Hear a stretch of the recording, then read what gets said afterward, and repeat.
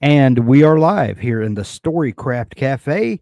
I am your host, Hank Garner, as always. And today I am super excited to have David Ellis on the show with us. He's got a brand new book. It's called The Best Lies. And wow, what a phenomenal, um, I started to say legal thriller. And while it definitely Mm. treads that space a little, it's it really fits somewhere else, and we'll get all into that in just a minute. But Sure. um, David, I love this book, and I know other folks are too. Um, what a fun book! But I love to start the show with a fun question to kind of set the tone. And one question Sure. I love to ask authors is, "What is your first memory of wanting to be a writer or storyteller?" Well, thanks for having me, first of all, Hank, and hi to everybody. The first inkling I had was when I was listening to a story that my mother was reading to me called Doctor Dolittle and the Three Pirates, I think, or Okay. Doctor Dolittle and the Pirates, something like that. And I had an alternative ending. I said, whatever happened, and it couldn't have been much of a plot twist, right? Because I was probably, 5 years old. But I remember Yeah. thinking that I would have done it differently. And I started sort of always reading for fun, never stopped enjoying reading, but also critically analyzing things and saying I might have done something different. And I think that was the first inkling that this was something I cared about enough that it was probably going to be obsessing me my entire life, which is exactly what it's done. You other than becoming a very successful author that has authored a number of books, you also have been a practicing attorney and are now a sitting judge. Is that correct? Yeah, I've been on the Illinois Appellate Court going on 10 years now. Wow, wow. Yeah. I love to kind of explore um, people's past lives, if you will, kind Yeah. of the things because the path to becoming an author is a lot of times a sort of circuitous route. Yeah. I've done I don't know more than 1,700 author interviews over the last decade, and the amount of authors whose sole purpose was to become an author, a published author, a storyteller, and that's all that they ever did. That was their singular pursuit. Is a handful. It is. Most people, go over here, collect some life experience, Yeah. all sorts of things, and then the path to becoming an author is somewhere along there. Now you are very interesting because you are still a sitting judge Yeah. and an author. Um, what what kind of things do you feel like you have picked up from your study and practice of the law that help you now as an author? Are there things in your toolkit now that you can look over and say, that I definitely picked this up because of my training and my practice? Can you point to any things like that? It's funny, Hank, because sometimes when I think of this, I think of it in the reverse. And I think, so I'm on the Court of Appeals, right? So I'm Right, not seeing cases every day. I'm not conducting trials. I'm getting the right. civil and criminal appeals out of basically Chicago. So I'm seeing some pretty gritty crime, a Mhm. lot of it. But my sole work product is writing. I write a judicial opinion and we publish it. It decides the appeal. And a lot of people said, is that intimidating? And I said, it helped having written novels first because Really? yeah, because in many ways, I think that good writing is good writing. And when you Right. put words in front of it, you get into trouble, like legal writing. Lawyers think they have to use fancy Latin words and they have to use all this hyperbole. And really, you just need to talk to someone, you need to communicate, you need to connect. And that's good writing. If I'm writing how to construct a model airplane, a little nonfiction, little written manual. I need to be clear with you. You need to be able to follow me. I need to connect with you rather than writing something you're saying, I don't understand this. And that's really a skill that applies to any kind of writing you could ever do, which is why writing, which I think is being neglected now a lot in school, is more important than ever. And so, when I started writing judicial opinions, I did not hesitate, where a lot of people, especially people who were trial judges first, are not Mhm. accustomed to it.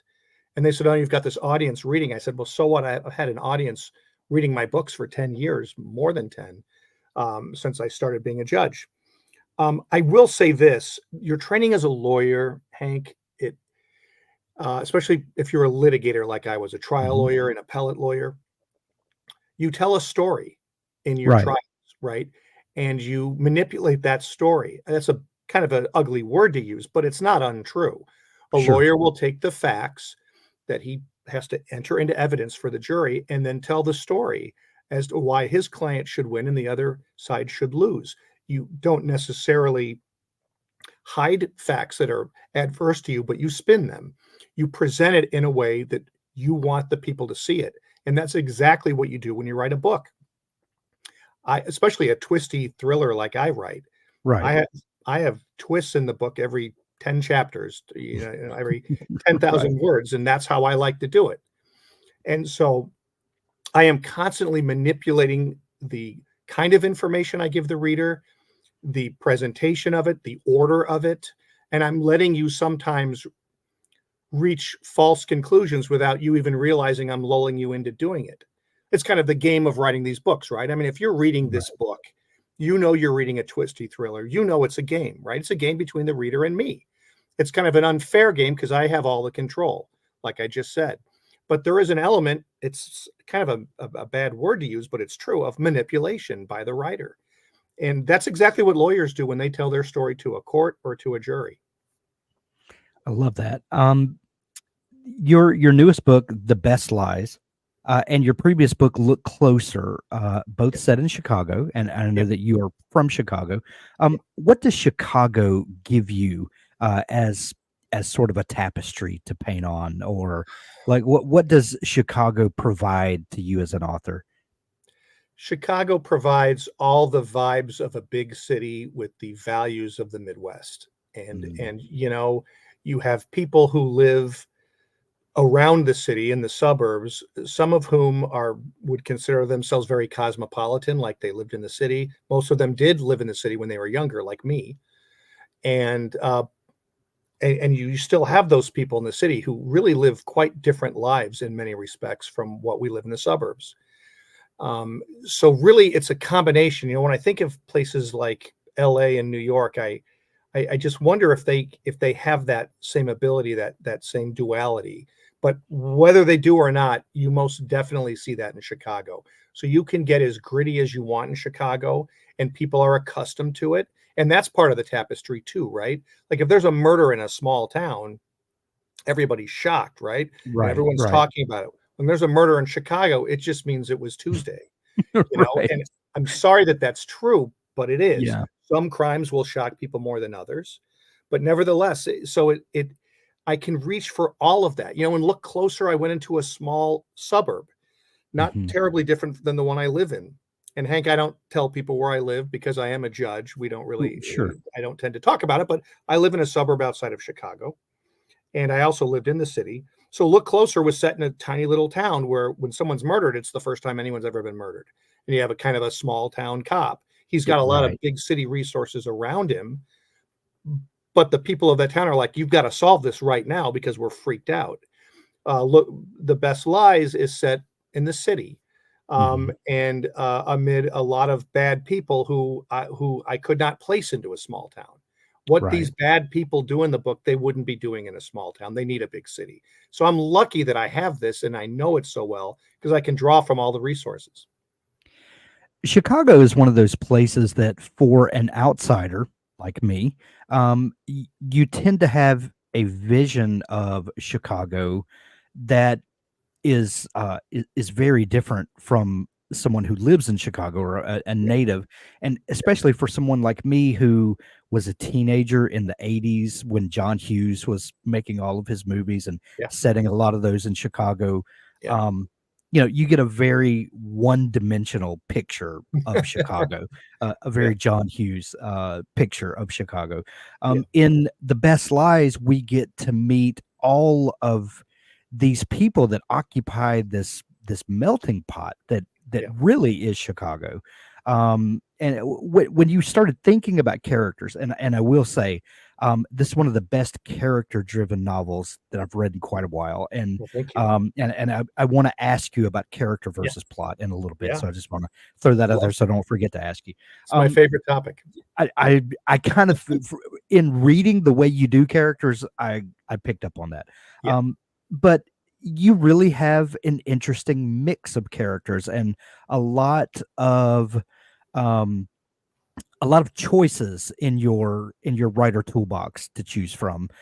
When you first started casting this book, if we can use terms like that, and Yeah. started thinking about the characters that would show up and what characters would fit this plot opportunity or whatever, how did you start thinking about casting this book, if we can use terms like that? Yeah, no, I mean, that's a perfectly good word to use, but I don't say, how can I come up with characters to fit my plot? I do it the other way. So if we Mhm. talk about plot and character, there's one thing I learned, Hank, over all the years of writing my own books. I took a break from writing my own books for about 7 or 8 years when I became a judge, and our babies were small, our kids were small, and I actually had a little bit of a fight with my publisher. But when I came back to writing my own books with Look Closer, it was during COVID, and my wife said, if you're ever going to get back to writing your own books, it's now, because you have extra time. We're all literally in Chicago in March of 2020. We were stuck at home. Right. What If else you are you lived gonna in do? Texas, if you lived in LA, maybe not, or Florida, but here we Yeah. were stuck at home. And I said, I was starting over, and I said, I'm going to write what I want to write and what I would like to read myself. And my wife said, you're at your best when you create the character first, when you create a compelling character Mhm. that you want to spend time with. You'll figure the rest of it out. And she was so right, Hank. I used to, when people used to ask me what's more important, plot or character, I would say that's kind of a false dichotomy Mhm. because they're equally important. I actually don't think that anymore. Anyone who reads my books knows that I care about my plot a lot. I do like to put a lot of twists in, but I start with a character and I say, who do I want to spend time with? And then I say, what are the essential traits of this person? And then I ask why. And that Mhm. entails building their background, because I firmly believe that we are all a product of our upbringing. 100%, I think that. I don't think we're born with that many traits. Most of them come from our experience. And so I think, what kind of experiences can I give this person in the background of his life? And invariably, those background elements become part of the plot. Because once I start doing that, I say, oh, that's really cool. Hey, that can be a secret of his that comes out in the story. And that is a very interesting way for me to drive a plot. It's just worked for me twice now. It worked in Look Closer and it worked in The Best Lies. With The Best Lies, I said, who do I want to spend time with? And I thought, what about someone who's a diagnosed pathological liar? I've never read a thriller where the main character tells you on page one, I've been diagnosed as a Y pathological liar. Literally page 1. Yeah. Yeah, yeah, like, it right away, Right. and then make him a lawyer, and not just a lawyer who lies, because that's kind of a cliche almost, that's a joke, right? Right. Insert, lawyer joke here. But a crusading lawyer, someone who has this oversized sense of fairness, and if you know his backstory, you know why he does. And if you know his backstory, you know why he's a pathological liar. Right. And if you know his backstory, you know why he's obsessed with numbers and he has this little tick where he's always doing number games in his head. But all those things that ended up being part of the plot. And so I'm addicted to that model now. I didn't even think of the plot until I drew up the character, and I drew up Andrea, who we call her in the book Andy. Mhm. Right. I always call her Andrea first, so people know I'm talking about a woman, not a man. But and then I drew up Andy, and I thought, who would be the ideal person to pit against this person? And I drew up her backstory, and I put them together, and I had a plot. That's it. I love that. And I didn't know the part about you taking a break from writing your own books. Yeah, But yeah, I had jotted down a note to ask you that between your previous works and Look Closer, there seems to be a shift in your writing style, yeah, and I can't quite put my finger on it, but now that you said that, that yeah, begins to, oh, okay, now I'm kind of understanding. Um, w- yeah. when you came back and like you said, during COVID, and you had, what else were you going to do? You might as well write a novel. Yeah, I don't know how many thousands of novels came out of everyone yeah, sitting at home and nothing else to do. right. But what would you describe as what is indicative of this time division between your older Yeah, works and the new one? And yeah, because I can't quite put my finger on it, but I like what you said about character first and then plot coming out of that. yeah. Is it that simple, or are there other things that you can point to that maybe have shifted for you? Well, is yes. So I would say a couple things, and I left a Okay. bit out of the story inadvertently when I was saying why I stopped writing Right. in like the year 2014. I got into an argument with my publisher because they, I think they said, "Well, you're a lawyer in Chicago, you know politicians, and you're a judge, so you're our legal thriller guy." And I said, "Well, I don't really want to be shoehorned into a genre like that where I have to have Right. a courtroom drama with a Perry Mason moment at the end." I said, if that's the plot that works for the book, I'll happily write it, but I don't want to Yeah. start with that. Right. And we got into a bit of a tuffle. But one of the other things going on in my life then, in addition to being recently named a judge, elected to the court, and having young kids, was that I was writing with James Patterson, which I had been doing for several years at that point. And that was going very well. And Jim has taught me so much.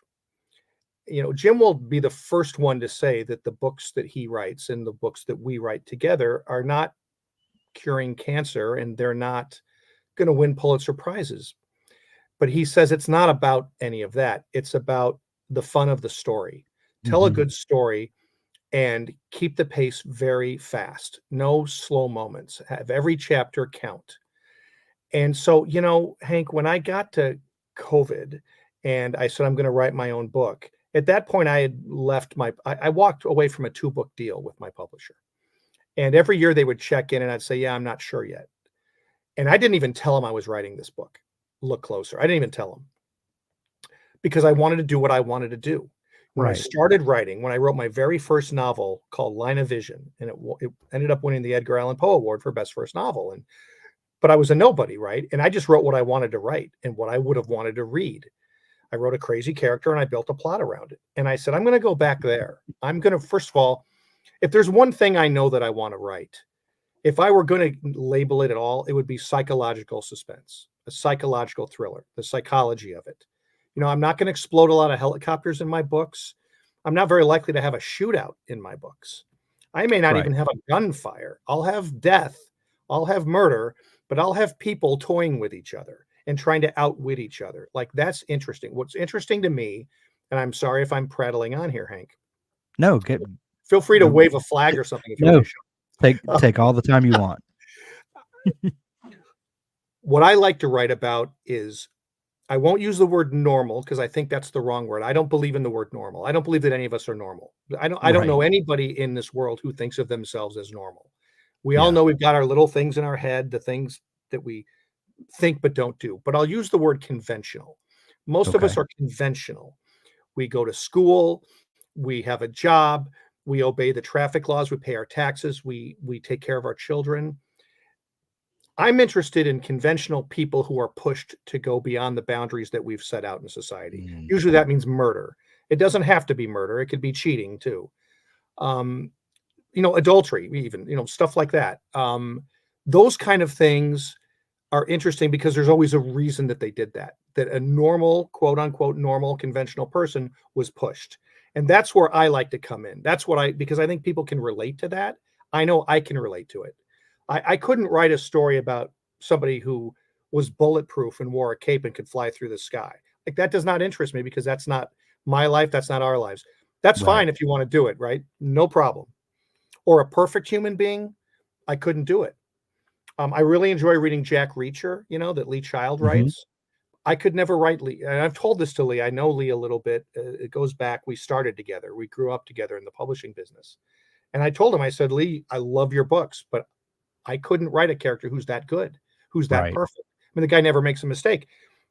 It's still great fun to read, but that doesn't interest me to Yeah. write. So, when I was sitting there during COVID, I said a couple things. One is, and this is something I, believe it or not, had not focused on, was the word fun. I literally wrote the word fun, those 3 letters, on a Post-it and stuck it on my computer. I said, this world is very serious. Things are very depressing, and they Yeah. still are today. We don't have the pandemic anymore, but it's kind of depressing out there, right? Yeah. I'm really worried about our country. So I'm going to say to you, you read my book, you're going to have fun, and you're going to have fun in every chapter. That's something that Patterson always imposes on you. I'll write up 5 or 6 chapters at a time and send it to him. And if a chapter is boring or slow, he'll say, yeah, we need to rewrite this one because it's slow. It's not, it's got to have some action and something interesting. It can be heartbreaking, romantic, hilarious, dramatic, scary. Pick your adjective, but it's got to be one of those things. Yeah. Don't waste a chapter. It sounds easy, right? For those of you out there who are reading, or those of you who think about are thinking about being a writer, you say, well, no kidding. You want every chapter to be good. That's a lot harder than it sounds. Sure. And so I put that pressure on myself to write fun, short chapters to make the story fun and tight and fast paced. And then every, 10, maybe 10,000 words or so, I'm hopefully going to flip the script on you enough that you say, what the hell just happened? You're right. Everything I thought was wrong. And then I'll do it again. And then I'll do it again. And at the end, you'll be like, wow, that was fun. Like, if there's one thing I want the reader to say at the end, besides, I didn't see that coming, because every suspense writer wants that, right? Sure. I want them to say, but damn, was that fun? Just a fun book. I never used to emphasize that, Hank. And so I made all these decisions about what I was going to write. And I didn't even tell my publisher, because I said, if they don't like this, then I guess we're not going to work together. And they did. Right. They loved it. And I, and so and Look Closer has succeeded beyond my wildest dreams. It's really taken off. It's actually selling more 2 years later than it did when it came out. Wow. And then it was time for The Best Lies. And I said, I'm going to go back to the same formula. Fun, fast chapters, a twist every 10,000 words, every 10 or 11 chapters, and an end you don't see coming, but also characters you enjoy spending time with. Yeah. Speaking of the thriller and psychological suspense space, Yeah. a few years ago, Gillian Flynn, who Yeah. none of us have heard of, published Gone Girl and completely flipped the genre on its head and really brought the unreliable narrator to the forefront. Yeah. And then for several years after that, we had a lot of other authors that were treading in that water. It worked Yeah. so well for her. Let me try it. Some of them with great success. Some of them, not so much. But we had new opportunities, new things to Yeah. try. And now we're to the point that you have to really, really nail that trope if you're going to try it. One thing that I love about The Best Lies is Leo Balanoff, who we meet in chapter 1, like you said, just Yeah. comes right out front and tells us his flaws. And so you don't have to use the unreliable narrator. You kind of just lay it out on page 1. This is a flawed character with a very deep sense of justice, which is, interesting to say the least. That we've got we've got a character who is wrestling against himself, All the time. much That's right. less the whole rest of the world. Yeah. Right? You could have a whole story about just his internal struggles without Yes. introducing anyone else. Yeah. How did you think about this character and his flaws, and what you could do with that by taking a genre that had the script flipped and then flipping it back the other way? And it's really interesting what you did. It seems kind of simplistic on the surface, but when you take in the rest of the genre as a whole, it really is something interesting that you've done here. Yeah, and it was harder than I thought it would be. I mean, I'll bet. yeah. I mean, all of my books are going to be about characters deceiving other characters. and sometimes withholding from the reader until we decide to tell the reader something. Right. I mean, we all do that. That's part of the fun. But yeah, I thought, okay, this is going to be different because I'm going to tell you up front, and you're going to be on your guard up front. And I have Yeah. to know that as the writer. I have to know that the reader is watching me very carefully. And you do a lot of it once you get going is the same ideas. You try to make the reader think that you're steering them in one direction, so they will instinctively say, I'm smart enough not to fall for that. I'm going to go in this direction. Yeah. And then you take them into a completely different direction that they weren't even seeing. Like, that's what we all try to do. It's hard. Not everybody's good at it. I think I can do that. I think that's one of my skills. I don't know what that says about me, but it's one of my skills. Not everybody can. And when you guess all the twists, it can still be a fun book if it's well done and the characters are entertaining, but it's not as enjoyable. So I don't want the reader to figure out my twists, and I don't think they usually do. I've never had anybody tell me they figured out either one of the things, either of the final twists in either book. And I think it would be really hard to. And that's hard to make it fair. You want it to be a payoff, right? You want a fair surprise. You want a surprise that was there for you to catch, but you didn't catch it. I mean, anyone can have a Martian land from outer space on the last page and say, I'm the one who killed so-and-so. And you'd say, oh, well, Right. that's a surprise, but what a crappy surprise that was, because I Right. was never a character in the book. Like, that's no good. Yeah. I was recently watching a show on one of these streaming channels, and I won't name it because I'm going to say something negative about it. It was kind of a whodunit, and ultimately the person who did it played such a minor role in the show. I said, that's not enjoyable to me. I couldn't have Yeah. figured that out. Like, in other words, anybody could have done that, right? Yeah. Like, anyone can just pick some minor character. You can try to make them be minor in other ways, but you have to have them present enough and give them enough to do Right. so the reader can look back and say, oh yeah. I've had so many people tell me with both of these books, they've gone back and read it a second time to find the things they missed, and they find them. I was just Yeah. hopefully doing a nice job of hiding them. And so they say, Right. oh, now, yeah, right. See, I didn't realize that meant this, or the reason he said that was because of this, and that should have been my clue. Now that I know the ending, I see the clue. Before that, I didn't see it for what it was. And maybe I saw it for something completely different. I mean, that's fun for me, Hank. I don't know why Mhm. that's fun for me, but it's fun for me to read that. The author beats me at the game and surprises me, I'm glad to be beaten, right? That's a game I Right. happily lose because it was so fun and they surprised me. So, yeah, so using this idea of a pathological liar as your narrator was it afforded me opportunities I've never had before, and I probably won't have again. But the exploration of it was so fun for me. And when I'm having fun as a writer, I know it comes out on the page. And if the Mhm. writer's not having fun, the reader's not. Right. Well, speaking of the twist and the letting the reader in on having all the information, but not knowing they have all the information until the end.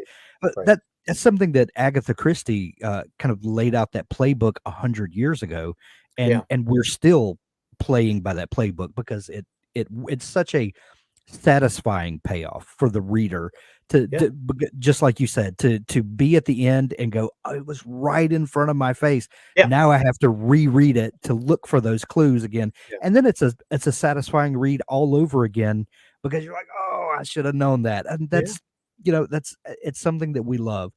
Um, when you talked about and I'm going to say this word, and it's been used as a dirty word lately, this formula that you use when writing your books, that you're going to have short chapters, you're going to have a twist every 10,000 ish words.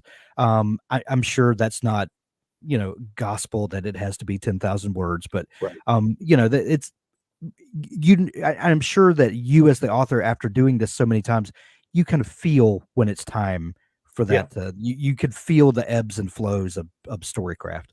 Yeah. um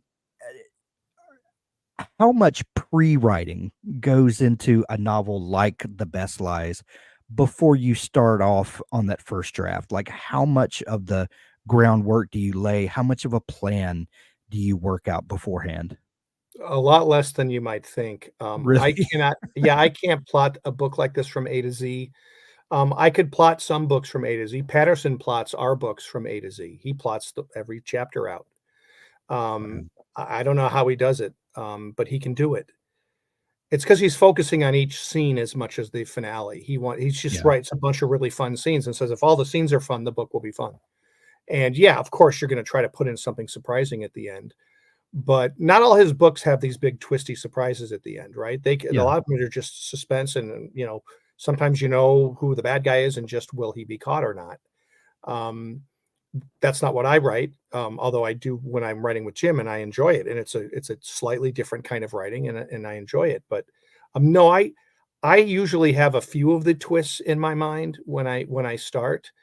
The only pre-work the main pre-work I do is the characters. I write up the characters pretty significantly, and at least the main characters. And I think, once I've got them laid out and I've got their background and I know that's going to be part of the plot, then I start plotting and I get some ideas out. And I get some twists out, and then I start writing and see where it goes. And invariably, pretty much every book I've ever written, I change my mind while I'm writing.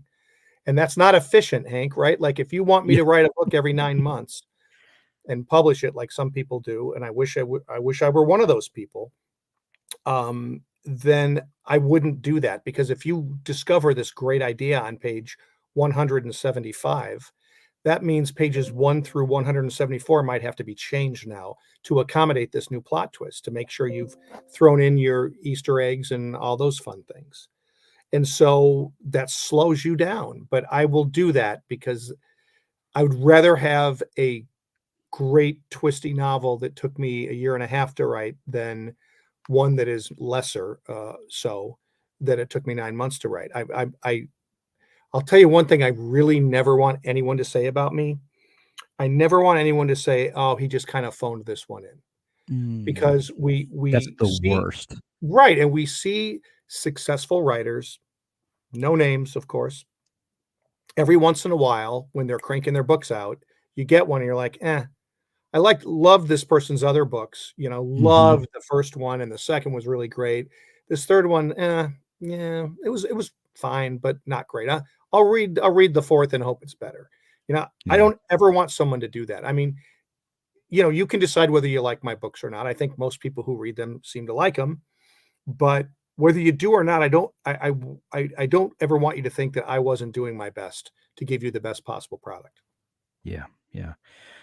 We talk a lot on the show about the gift of anonymity that comes in the beginning of your writing career. A lot of people are in such a hurry to have a career, to publish, to get the ball rolling, and Yeah, what they don't realize is that the um the early days of your writing are such a gift.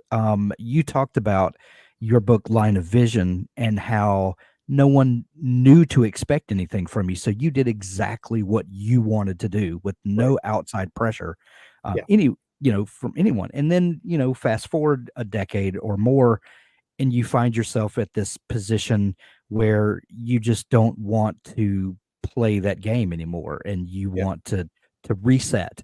yeah, Looking back now at that time of anonymity in the beginning versus before you published Look Closer, do you have any advice for writers out there who maybe are thinking ahead enough that they're looking for those landmines, and how they might could steer away from getting sucked into the machine of it all and yeah. kind of losing their soul as a writer, if you want to be that dramatic about it? Yeah, yeah, it can get that dramatic. Hopefully, it's never quite that, but you will Yeah. when after I wrote Look Closer and it won the Edgar Award, they said, "We want a book a year," and, Look Closer had courtroom drama. The protagonist was accused of murder and big twists in the courtroom stuff because Mhm. I knew how to do that, and they said, "You're our courtroom guy, write a courtroom book," and I said, what I thought made Line of Vision, my first novel, special, I'll say. I thought it was really good, and apparently a lot of other people did. It was a psychological drama. It was a psychological thriller. It was about this guy, this warped guy who did warped things, and I think you rooted for him anyways. That was the idea, Mhm. at least.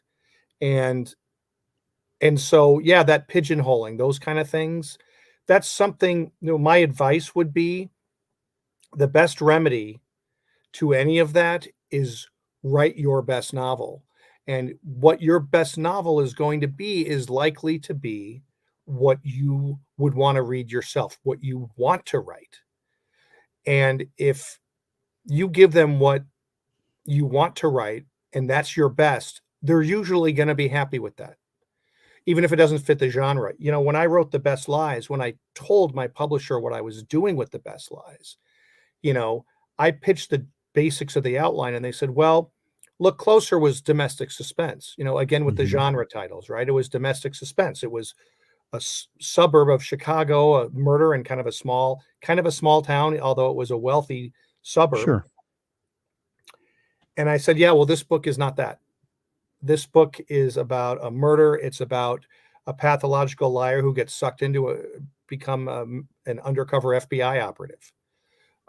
It's not domestic, not in that sense, but it is a psychological thriller with tons of twists and really interesting characters. And I said, look, this is what I want to write right now, and I think this is what I will do the best. Maybe my next book will be more domestic, right? In fact, I think it's going to be. I'm starting out on it now, but only if that works. I know it'll be a psychological thriller. That's my promise. If that's a genre you want to put me in, I will put myself in it. But I'm always going to think what will be the most enticing for the reader. And I know my readers, I know what they like. And I think even though the setting of The Best Lies is slightly more urban, slightly less domestic-y, I think they're going to like it just as much. They're Yeah. certainly not going to say, boy, if this had been set in a suburb, it would have been so much better. It would have even made Right. sense. Yeah. So, yeah, I would say that's the best antidote is write the best thing you can. And the best thing you can write is what makes you excited to write. That I tell this to all writers. If you're not passionate about it, then that's going to show on the page. If you are passionate, that's going to show. Readers can tell the difference. And, if you're just writing something because someone is telling you to write it, I can't even imagine doing that. Don't Yeah. don't do it. Don't do Yeah. it. We've got an excellent question that has come in from TW, and we're going to get to that in just a minute. But I want to tag on to what you were just saying about genre there for just a second. Yeah. Y- a lot of truly heinous things happen in this book, but they're not in our face. The Right. Best Lies. Right. A lot of things happen. You allude to them. You give us Yeah. just enough information so that we know something heinous happened here, Yeah. but we don't tread through all the gory details of Right. it. How do you handle that? And do you feel like do you are you ever writing a scene and think, okay, if I handle it this way, it's going to venture into a completely different genre. We're going to get into horror here if we're not careful. Like, how do you think about those genre conventions Yeah. and what the readership will tolerate, can handle? Like, do those factors come into it from the writer's perspective? Yeah, I mean, I'm definitely always thinking about my reader. I'm also thinking about what I want to write, and that kind of stuff doesn't tend to interest me. I mean, Yeah. there are some very rough people in this book who do some really awful things.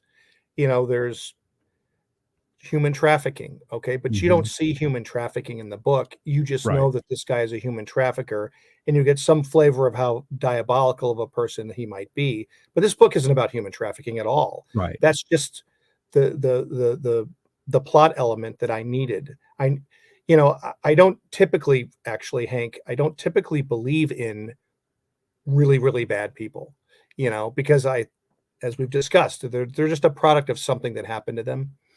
And I don't really like a character who's just purely bad or Yeah. purely good. That's just not interesting to me, and I don't think that's life. Um, we get about as close as we can to that with our main, I guess I hate to use the word villain. Yeah, I suppose he's a really bad guy. He has some redeeming qualities, but not many. I try to Yeah, make him human, but yeah, he does bad things that are unforgivable. But you don't see him in the book, and yeah. that Well, he's wouldn't not sitting in the corner twirling his mustache, you know. right. And frankly, that wouldn't interest me. Like, Yeah, and I don't think that would interest the reader. So, and that was another thing that my publisher said. They're like, well, you've got some really rough stuff going on. I said, well, in the background, I do. I yeah, mean, who is the FBI going to force someone to work undercover to catch? A nice person? It's either going to be a politician or some really bad criminal. I picked a really bad criminal. And I picked it, if you've read the book, I picked that person for a very specific reason, a necessary reason. He had to be a bad guy. He had to do what he does. But yeah, I don't like dwelling on that stuff. That's a different kind of book. That's a different level of grit. That the level of grit I'm going to get into is how deep people can go into themselves and how dark they yeah, can get. But I'm not going to show like people being brutally murdered or tortured, or that stuff holds no interest to me whatsoever. yeah, yeah. This question that we got from TW, I'm going to pop it up on the screen here. Yeah. When you and she's alluding to the comments that you made earlier about changing the way a plot unfolds as you're writing. When you Yeah. change your mind with a plot, do you fix it with one draft, or do you need to do a few drafts to accommodate the changes needed? Generally, Yeah. how many rounds of drafting do you do? What's the evolution of your drafting process? Yeah. Great question. Everyone will answer that differently. I tend to obsess over a chapter before I go on to the next one. And Okay. sometimes I think in hindsight, I would have been better off saying, you know what, this is good enough for now. I've got the action. I've got maybe I didn't get it exactly right. Put a pin in it and move on. But I Yeah. don't. I stay stuck in that mud and I keep working on that chapter until I say, this is a really, really good chapter. Okay, let's move on. So to that extent, I don't do one draft and say, let's edit. I probably could, and maybe I should, but I don't. I just don't do that. I'm too stubborn or anal retentive or something. Having said that, though, yes, if I do come up with a plot change, again, I won't just say, well, I'm going to have to go back and change other stuff later. No, no, no. If I've changed the plot, if I said this person is now going to do this, and that's going to change things that came before, I will go back right then and change those things. Yes, at the end, I'll then look at the whole thing holistically and make sure it all works together. Yeah. But I tend to work on that issue or that problem right then and there before I move on. I'm really It's more not of a sure l that's the best advice. yeah, That might also be another example of being inefficient as a writer. well, it's more of a living draft then that Yes. Yeah, instead of that's well instead said. of having check marks along the way, Yeah, it's a evolving, yeah, and that obviously is working for you. So, I um, guess. yeah, we're definitely not going to suggest that you change. So please It's don't. it's it's just makes me slow, I would love to get a book out every year. My publisher would absolutely love that. Every 2 years for sure, maybe every 18 months, but I don't seem to be working fast enough. Now, it doesn't help that I'm a full-time judge and my Yeah. kids are still, none of them are off to college yet. So I've still Mm. got that, and I'm still writing with Patterson. So I've got a lot on my plate, and that doesn't make me go any faster either. Mm. How do you uh juggle your writing time with your you know judgeship Yeah, and the other things? Do you have yeah, a schedule that has worked for you? Do you get up early and write? Do you write late? Do you Another author friend of mine talks about writing in the cracks of life. yeah, right. How do you manage all that you have going on? I write from 3:30 in the morning until 7. That's when I write. So at 3:30 in the morning, there's not a whole lot of news on the internet that's breaking. Nobody's texting you, no one's calling you. Nobody else in my house is awake. No, most normal people are not awake yet. Right. Um, and it's hard. It's getting harder. I'm getting older. It's hard to get up at 3:30 every morning. This morning it was about 3:45. I hit the snooze alarm a couple times. once I'm conscious, once I'm awake, because sometimes you're not conscious as soon as that alarm goes off, I pop out of bed. I can't wait to go write. It's really fun. I analogize it, Hank, to my kids, right? Like I've got a freshman in high school, and she might get 10 hours of sleep at night, but when I'm waking Mhm. her up at 6:30 or 7 in the morning, she'll act like she didn't get a wink of sleep and she doesn't want to get out of bed. But I could wake her up at 4 in the morning if the reason for getting up was to get on a plane and fly to Disney World, Sure. right? So I just Sure. kind of feel like I'm going to Disney World every morning. Like I look forward to it. And I've sort of come to realize this too, Hank, which is I might be better with a cap on my time. Mm. My wife has pointed that out to me too. At 7 o'clock, I stop writing and I get ready and I become a judge all day, or I do whatever I need to do with my kids. But I think that might be good for me that I know the end is coming. I think if I had all day, every day, I might waste more time. I might actually get more done in 3.5 hours that I know are 3.5 hours than just saying I got all day. So maybe I'll look at the internet for a while. Maybe I'll play Wordle. I don't know, something. You've got all Yeah. these distractions on your computer, right? I mean, you could go online, you could watch a show online, you could read whatever you want online. But from 3:30 to 7, I'm not tempted to do that because there's nothing to see. Right. And but I do think there is something, if you've ever had this, I'm sure most people have had this sensation. You've been working on something for a long time, and now you have to go. Someone says, "Hey, honey, it's time for dinner," or Yeah. "Got to go pick up my kids."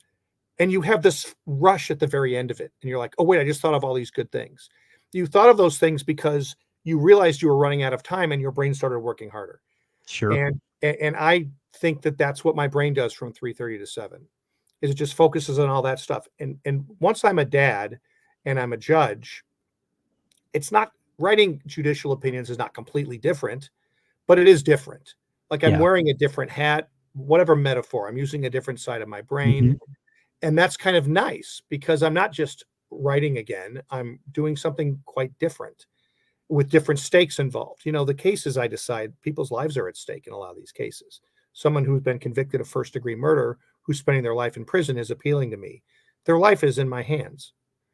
Not their mortal life, but their Right. fate. And so, that's serious and you have to focus on it. And but I'm never worn out because I just spent 3.5 hours writing because I was doing something different. Do you ever find that because this happens to me all the time, as soon as I disengage my brain and go do something else, invariably my subconscious mind or whatever you want to call it is working on these problems in the background when I'm not thinking about it, and Yeah. a solution will pop up, and I was like, Yeah. "Oh my goodness, I need to jot that down." Yeah. Um, I'm sure that has happened to you. Have you devised a way of keeping track of those notes, those things that come to you maybe while you're writing a judicial opinion or something, so that when 3:30 rolls around tomorrow, you've still got a hold of it and you can jump back into that thought space?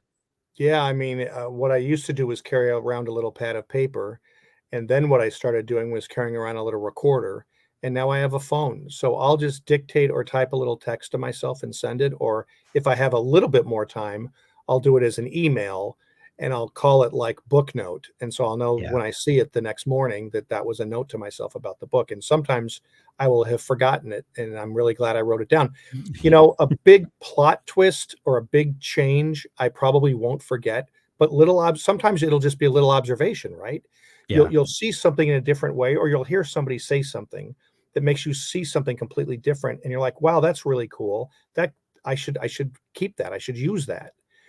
And if you just say that to yourself and walk away and go on with your life, you will not remember it. I Yeah. won't, at least. And Yeah. I've had that happen. What was that really cool thought I had? Shit, I can't remember it anymore. Yeah. So now I'm determined, but now you've got your phone. I mean, it's so easy to do, right? I Yeah. mean, even if you Yeah. don't have time to type, even if you're driving in a car, you can always lift the mic up and just text yourself. Right. So, and that's been great. And that's useful stuff, Yeah. like that happens to me all the time when I'm driving, when I'm walking among people. As a writer, you can be isolated, and it's a very solitary existence. And when you're out among people, sometimes something will crystallize that didn't when you were in your dark little room with the one light bulb. Yeah. So you got to have that. I mean, I highly recommend it. I don't know if you have to, highly recommend that you do that. When those ideas come to you, record it, memorialize it however you can. Well, you were talking about Lee Child a minute ago. He told me one time that he never writes down ideas because if they're great ideas, that they'll be there tomorrow when you get to it. And Yeah. I just thought to myself, you're a psychopath, Lee. That is not how my brain works. If I don't write it down, it doesn't matter if it's a great idea or not. I won't remember it. So Yeah, I could remember ideas, like big ideas yeah, about the book. I usually won't forget that. It's usually the little observations which can make a book right. special, those little Yeah, things that really paint a picture. Sometimes I might just be in a room and I'll be like, "Oh, that's a really cool detail that would really bring the room alive." You don't yeah, you don't want to spend 3 paragraphs describing a room and the color of the couch and the shape of the lamps, but there might be one thing that would really, one or two things very succinctly, so you're not boring the reader, but you're really putting them in that room. And yeah. sometimes I'll describe a room to myself, that not even a room that's in my book, but I'll be like, hey, if I'm ever in a room like that, I should use that. So I'll put my little notes down, and then I'll just have a never ending document full of these things. Yeah, yeah, great idea. Yeah. The new book, The Best Lies, is available everywhere now where great books are sold. Run out and get this book today Oh, if you thank don't you. have it already. If you don't have a great local bookstore, and support local books if you have a great local bookstore. Sure. But if you don't have one near you, we're going to put links to it in the show notes where you can grab it from Amazon or Audible. I've recently been listening to the audiobook of this after I read it, let it sit for a couple weeks. I grabbed the audiobook and It's great. it's a whole new adventure. Great cast in it. So good, so good. Yeah, they did Um, such a nice job. They let me help audition people. It was really fun. really nice. Yeah, and different narrators for different points of view in the book, which Yeah. was really helpful. And no, they were fantastic. Very happy with it. So good, so good. David, if folks are just discovering you, God forbid, and want to dig into your back catalog, your massive back catalog at this point, Yeah. and follow along for new news, upcoming projects, and that sort of thing, is there a central place that is a good place for people to go and get plugged in and get up to speed on all you're doing? Yeah, well, thanks for asking. I mean, the probably the easiest place is my website. It's just my name, davidellis.com. And one of the things that I do is I have a newsletter, which I don't inundate people with my newsletter. It's once every month or 6 weeks. And we try to have a lot of fun, tell some jokes, make you laugh a little bit, and let you know about upcoming things. The other thing I always tell people, Hank, is if you read my book and you have a book club of people, I will come to your book club. Now, I may have to do it virtually. Sure. 99% of the time it's virtual. I just got done doing a book club with a bunch of women in Karachi, Pakistan. Oh, So they wow. saw that I was doing this. You can go on my website. There's a place for book Yeah. clubs, and you can say, "Hey, will you do my book club?" And these women from Karachi asked me, and for them it was 8 p.m. on a Saturday night. For me, it was 8 p.m. Saturday morning, or 8 a.m. I'm sorry, Saturday morning. Yeah. But so what? It was great.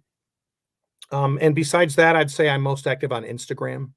David Okay. Ellis author with a little underscore between each. And I try to keep you guys updated and entertained. And, it's been kind of a fun ride. Thank you for asking, though. Absolutely. We're gonna link up all those places in the show notes to make it easy for folks to find you. Um, I absolutely love this book. It's one of my favorite books of the year, David. The Best Lies. Go grab it today. David, thank you so much for taking time to come on the show Thanks, Hank. today. You make it easy, man. Thanks a lot. Great talking with you. Thanks.